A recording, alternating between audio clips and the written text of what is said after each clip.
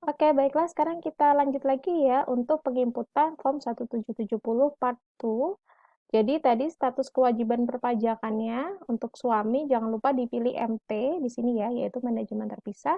Kemudian silakan diinput untuk NPWP istri. Jadi teman-teman bisa lihat pada bukti potong 1721 yang diperoleh dari Marisa Putri. Oke, sekarang kita input dulu ya.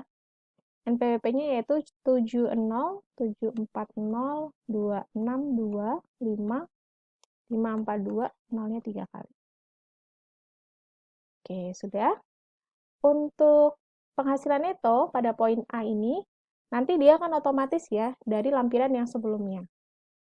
Ini adalah dari pekerjaan bebas yang tadi 250 juta, karena ada NPPN ya, norma perhitungan pajak, yang diakui oleh Ditjen Pajak yaitu 50%-nya, sehingga netonya adalah 125 juta. Kemudian poin yang kedua itu adalah penghasilan neto dalam negeri sehubungan dengan pekerjaan yang diterima oleh Hafiz ya dari PT Berkah. Ini adalah 229 juta sekian dan sudah ada di lampiran 1771 halaman 2. Kemudian yang ketiga itu adalah penghasilan neto dalam negeri lainnya sebesar 35 juta. Ini adalah penghasilan yang diterima dari royalti yang diberikan oleh PT Gramedia. Poin keempat, penghasilan neto luar negeri, karena tidak ada maka di sini akan terisi 0. Kalau misalnya ada penghasilan neto dari luar negeri, silakan diisikan berapa besarannya. Lanjut untuk poin kelima, itu adalah jumlah penghasilan neto, artinya seluruh total penghasilan yang diterima selama tahun yang bersangkutan. Jadi tahun 2021. Ini juga udah otomatis. Oke, kita lanjut. Nomor 6, itu adalah zakat atau sumbangan keagamaan yang bersifat wajib. Nah, ini harus diisi kalau misalnya zakatnya diberikan kepada lembaga amal zakat. Kalau misalnya di luar dari itu, maka tidak perlu diinput. Untuk poin ketujuh, ini adalah jumlah penghasilan setelah pengurangan zakat, berarti itu nomor 5 dikurangi dengan nomor 6. Oke, kita lanjut lagi ya. Pada bagian B, yaitu penghasilan kena pajak atau PKP, di sini sudah ada jumlah penghasilan neto. Oke, kita lanjut saja lagi. Kemudian ini adalah PPh yang dipotong atau yang dipungut, jadi selama 1 tahun. Kemudian yang ini adalah PPh yang dibayar sendiri atau kekurangan pajaknya yang harus dibayar. Sehingga pada huruf E, PPh kurang atau lebih dibayar, ini adalah tanggal kapan dilunasi kekurangan tersebut atau kapan dibayar utang pajaknya.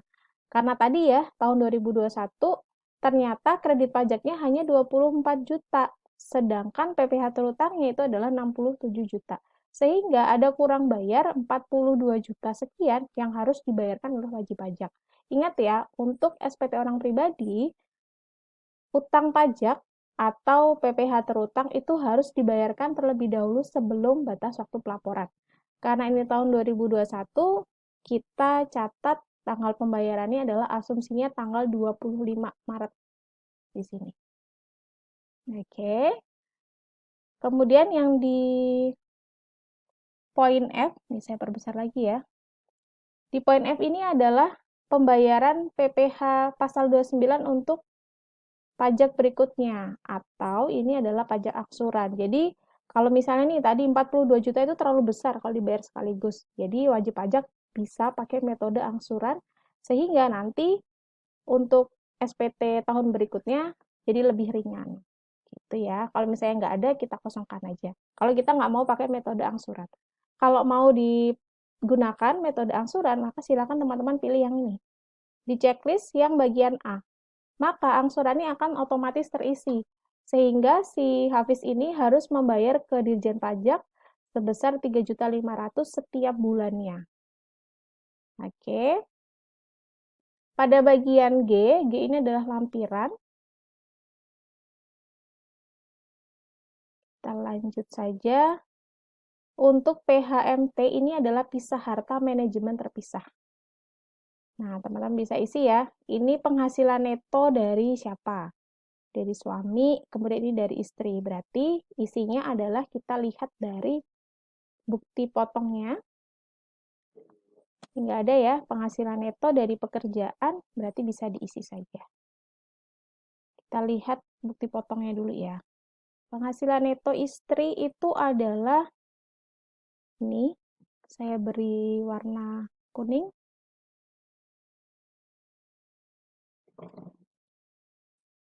72.926.600. Oke. Tidak ada yang lain lagi ya. Kita isi PTKP-nya suami itu adalah K2 dan istri itu adalah TK0.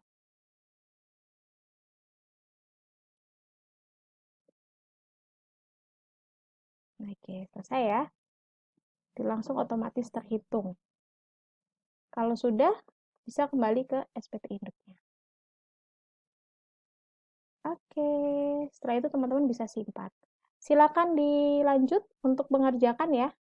Terima kasih.